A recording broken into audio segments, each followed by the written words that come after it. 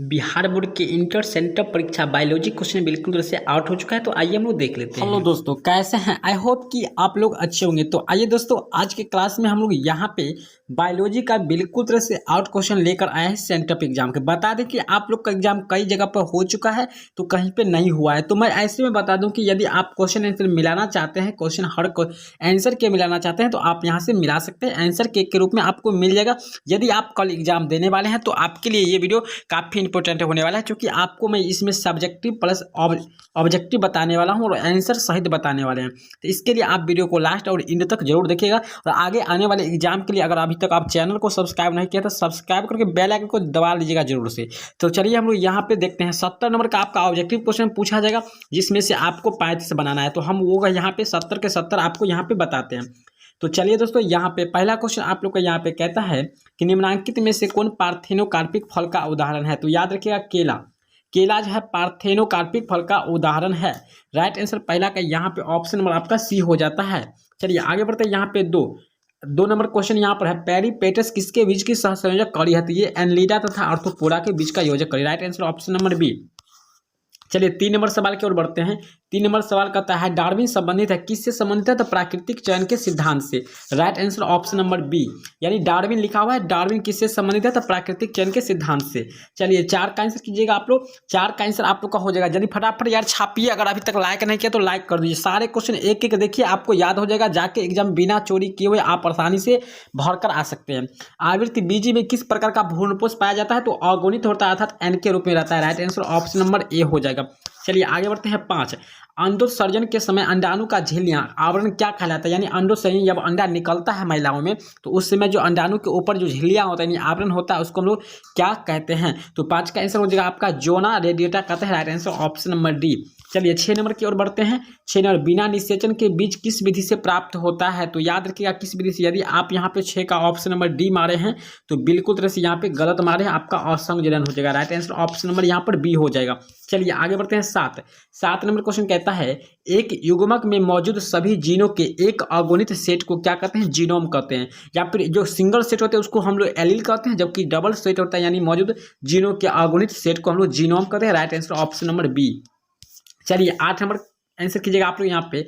एंट amoeba histolytica निम्नलिखित में से किस बीमारी का रोगजनक है। याद रखिएगा ये किस बीमारी के है। तो dysentery. Right answer option number D हो जाएगा, जिसको लोग हाथी पाँव भी बोलते हैं। चलिए आगे बोलते हैं। यहाँ पे 9 नंबर का सवाल है। 9 नंबर है डीएनए हाइड्रोजन बंधन निम्नलिखित में से किसके मध्य में पाया जाता है। निम्नांकित में से किसके मध्य यानी किसके बीच में पाया जाता है। तो राइट आंसर यहाँ पे आपका हो जाएगा पूरक क्षारकों के बीच में पाया जाता है। 9 का जो राइट आंसर यहाँ पे आपका ऑप्शन नंबर डी हो जाएगा, सॉरी सी हो जाएगा। चलिए यहाँ पे आपका 10 है, धासे रंध्र किस तरह के पौधों में पाया जाता है। यानी रंध्र जो होता है पत्तियों में पाया जाता है, और उसमें भी धासा रंध्र जो होता है किस में होता है। तो मरुदभिद पौधे में होता है, पौधे के पत्ती में। राइट आंसर सी मरुदभिद, यानी चलो जो कि जब बालू वाले जगह पे होते हैं उसमें। चलिए यहाँ पे 11, स्तन ग्रंथियां निम्नांकित किस ग्रंथि का रूपांतर है। स्वेद। देखिए स्तन ग्रंथि यानी स्तन से दूध निकलता है, दूध का रंग सफेद होता है, इसलिए ये सफेद ग्रंथि। राइट आंसर ऑप्शन नंबर यहाँ पे हो जाएगा ऑप्शन नंबर बी। चलिए आगे बढ़ते हैं। यहाँ पे 12 नंबर सवाल कहता है आनुवांशिकी अभियांत्रिकी में कौन एक अच्छा संवाहक है। तो यहाँ पे आपका आंसर हो जाएगा 12 का जो आंसर यहाँ पे ऑप्शन नंबर आपका बी हो जाएगा, एप्रोबैक्टीरियम ट्यूमेफेसियंस हो जाएगा। राइट आंसर आपका बी। देखिए थोड़ा यहाँ पे धुंधला दिखा रहा है। अगर आप क्वेश्चन चाहते हैं तो टेलीग्राम ज्वाइन कर लीजिए या फिर व्हाट्सएप ग्रुप, जिसका लिंक आपको डिस्क्रिप्शन में मिल जाएगा। तो विशिष्ट स्थलों पर डीएनए को काटने वाले एंजाइम को क्या कहते हैं। चलिए विशिष्ट स्थान पर जो है काटते हैं उसको हम लोग क्या कहते हैं। तो 13 का जो आंसर आपका हो जाएगा ऑप्शन नंबर सी, प्रतिबंधन एंडोन्यूक्लियोज कहते हैं। चलिए आगे बढ़ते हैं। 14 नंबर सवाल है पादप प्लवक क्या कहलाता है। तो पादप प्लवक क्या कहलाता है। 14 का आंसर होगा स्वपोषक कहलाता है। राइट आंसर ऑप्शन नंबर आपका ए। चलिए 15 नंबर क्वेश्चन की ओर बढ़ते हैं हम लोग। 15 नंबर यहाँ पर सवाल है आपका, चराई खाद्य श्रृंखला में मांसाहारी क्या कहलाते हैं। चलिए चराई खाद्य श्रृंखला में मांसाहारी को हम लोग क्या कहते हैं। प्राथमिक उपभोक्ता या फिर द्वितीयक होता है। तो 15 का जो राइट आंसर होगा आपका द्वितीयक उपभोक्ता होता है। राइट आंसर ऑप्शन नंबर यहाँ पर डी। चलिए आगे बढ़ते हैं। यहाँ पे 16 नंबर सवाल है। यार आपको 35 बनाना है, हम सारे के सारे क्वेश्चन बता रहे हैं, प्लस सब्जेक्टिव भी आपको बताएंगे। मानव भ्रूण में अंग तथा अंग यानी अंगुली कितने समानता के बाद सिफरिस होते हैं। यानी देखिए यहाँ पे थोड़ा धुंधला दिखाई दे रहा है, तो बट 16 का जो आंसर आपका हो जाएगा ऑप्शन नंबर ए हो जाएगा 8 सप्ताह।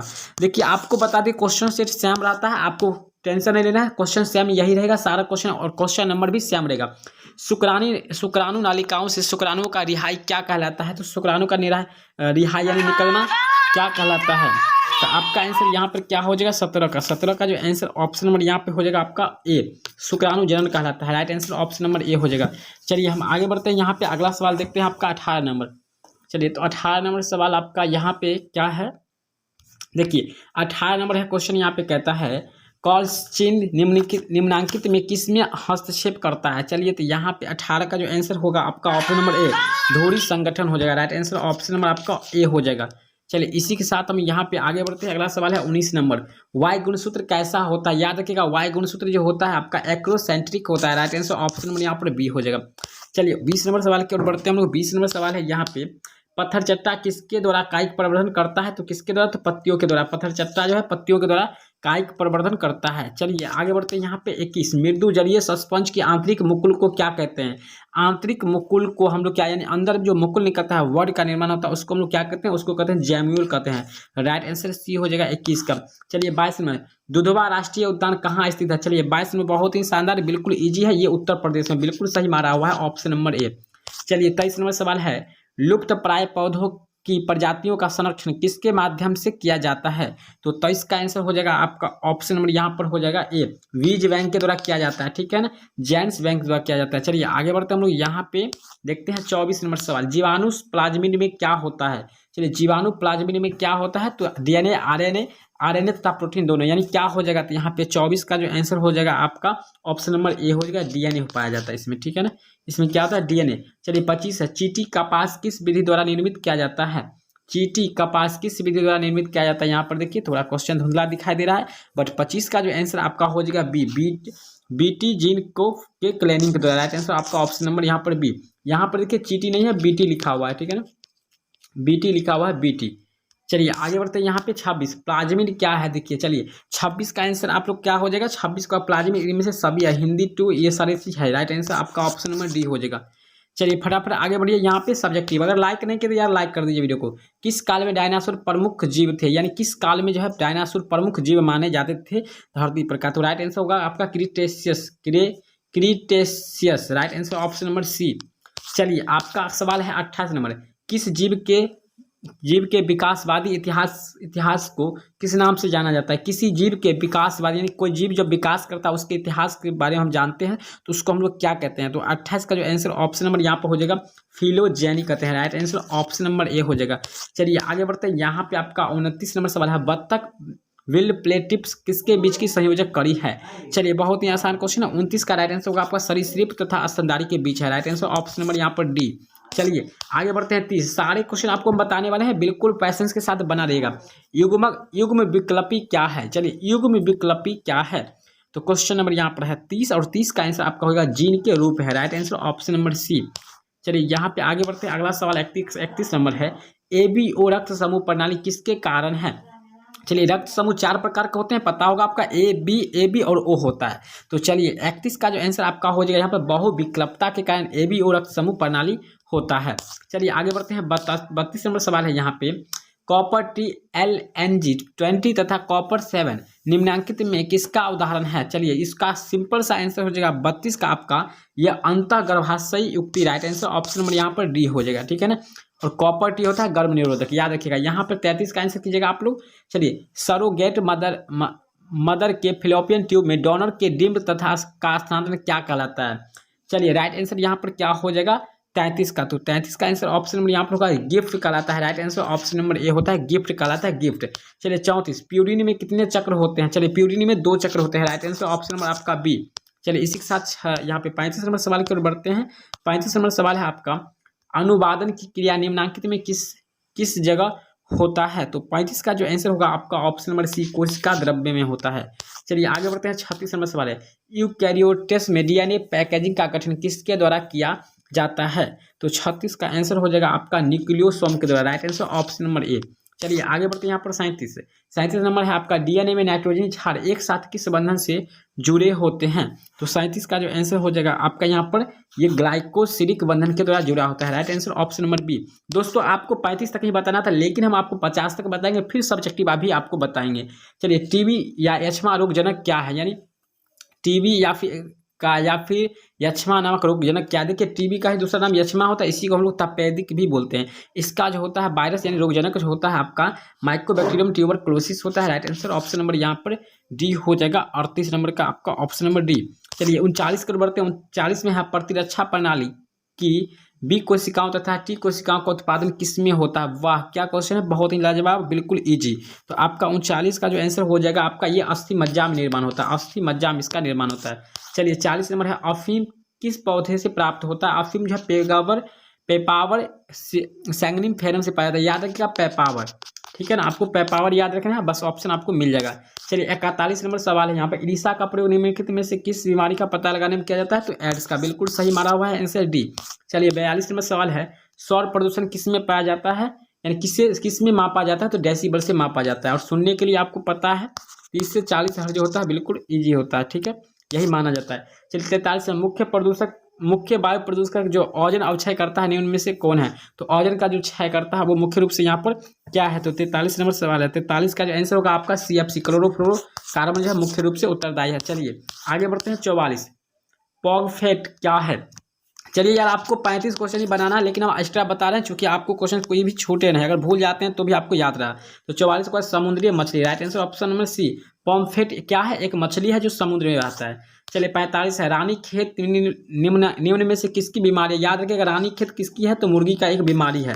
राइट आंसर ए, अगर सी मारे हैं तो गलती, सी मत मारिएगा। चलिए 46 नंबर दूध की उपज मात्रा बढ़ाने के लिए गाय को क्या दिया जाता है। चलिए बहुत ही अच्छा और जानकारी रहना चाहिए। तो 46 का जो आंसर आपका हो जाएगा यहाँ पे क्या देना चाहिए, तो उनको जो है सॉरी वीटॉल देना चाहिए। एक आता है लीवर टॉनिक के रूप में आता है, ठीक है, द्रव्य के रूप में आता है, वो पिलाना चाहिए। चलिए 47 नंबर है हिम परिरक्षण किसके लिए उपयोगी होता है, किसके लिए उपयोगी होता है। तो 47 का आंसर हो जाएगा इनमें सभी के लिए, लगभग सभी के लिए। राइट आंसर जीवित कोशिकाओं के लिए, नवजात भ्रूण और वीर्य का संरक्षण के लिए, सभी के लिए किया जाता है। चलिए 48 नंबर सवाल है ग्राफेन पुटिक किस हार्मोन द्वारा अनुरक्षित रहता है।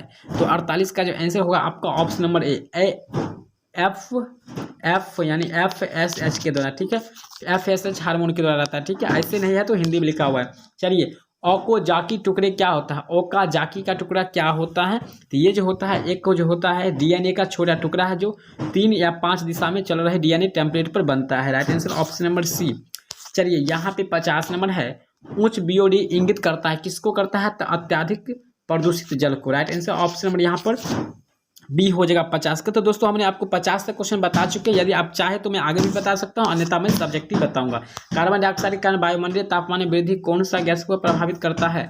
तो चलिए 51 का भी आप लोग अगर जानना चाहते हैं तो 51 का भी आप जान सकते हैं, यहाँ पे आपका पार्शियल प्रभाव को। राइट आंसर ऑप्शन नंबर यहाँ पे बी होगा पार्शियल प्रभाव को। चलिए आगे बढ़ते हैं। यहाँ पे आपका 53 सबसे खराब जल धारण क्षमता वाली कौन सी मिट्टी है, चिकनी मिट्टी।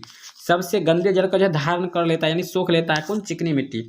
चलिए 53 अन्य पौधे की छाया में उगने वाले पौधे को क्या कहा जाता है। यानी जब कोई बड़ा पौधा होता है और उसके बीच में यानी जो पौधा पाया जाता है उसको हम लोग क्या कहते हैं, तो उसको हम लोग कहते हैं छाया प्रिय पादप। राइट आंसर सी हो जाएगा। चलिए तो इस तरह से यहाँ पर रसीले पौधे प्रदर्शित करता है, क्या करता है, तो यहाँ पे 54। देखिए काफी आसान क्वेश्चन है, आप ये सबको याद रख सकते हैं। यहाँ पर होगा कैम प्रकाश संश्लेषण। Right answer option number A हो जाएगा। चलिए हम आगे बढ़ते हैं यहाँ पे सब्जेक्टिव की ओर। तो चलिए दोस्तों हम यहाँ पे अब बढ़ते हैं आपको सब्जेक्टिव क्वेश्चन के, और पहले हम लघु उत्तरीय क्वेश्चन बताते हैं जिसमें से आपको 1 से 20 तक क्वेश्चन रहेगा, जिसमें से मात्र आपको 10 क्वेश्चन बनाना है। तो आपको यहाँ पे सारे क्वेश्चन देख लेना है, एक बार पढ़ लेना है, चोरी का बात मत आप लोग कीजिएगा। यहाँ से आप देख कर जाइए, चोरी नहीं करते हैं तो अच्छी बात है, आराम से यहाँ से आप छाप सकते हैं। चलिए यहाँ पे सारे क्वेश्चन आप लोग देख रहे हैं, सारे का आंसर आपको मिल जाएगा टेलीग्राम पे या फिर व्हाट्सएप ज्वाइन कीजिए। किन्हीं 4 यौन संचालित रोगों का नाम लिखिए, DNA लाइगेज तथा काइटिनेज के बारे में बताना है। परागण से आप क्या समझते हैं, बहुत ही मुकुलन के 2 उदाहरण सहित बताना है। चलिए बहुत ही आसान है।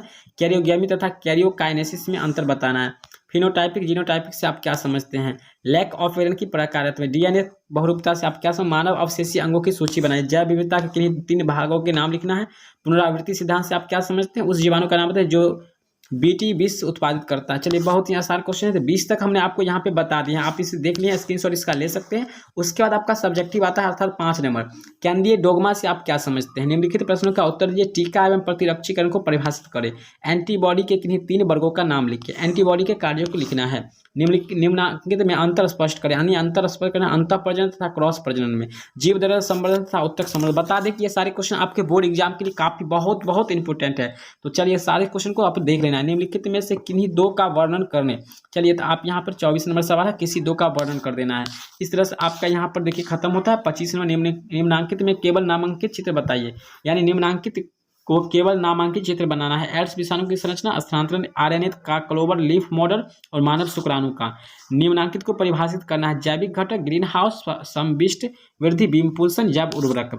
चलिए सारे का फटाफट आप लोग कर लीजिएगा, सारे क्वेश्चन आपको मिल चुका है। तो चलिए मिलते हैं नेक्स्ट वीडियो में। यार अगर अभी तक वीडियो को लाइक नहीं किया तो लाइक करके चैनल पर पहली बार है तो चैनल को सब्सक्राइब कर बेल आइकन को जरूर दबा दीजिएगा। इसमें आपको मात्र 3 क्वेश्चन बनाना है, जितना हमने अभी बताया उसमें। तो चलिए मिलते हैं नेक्स्ट वीडियो में। आई होप कि आप जरूर से जरूर इस चैनल को सब्सक्राइब कर लीजिएगा, क्योंकि आपके आने वाले एग्जाम में भी आपको इस तरह की हेल्प मिलेगा। और मैं बता दूं ये सारे क्वेश्चन हमारे पास कई दिनों से आ चुका था, यानी आपका 19 से एग्जाम स्टार्ट हुआ है, हमारे पास क्वेश्चन 21 को ही आ चुका था, बट हमने आप किसी के पास शेयर नहीं किया क्योंकि आपको वीडियो मिल रहा था। चलिए मिलते हैं अगले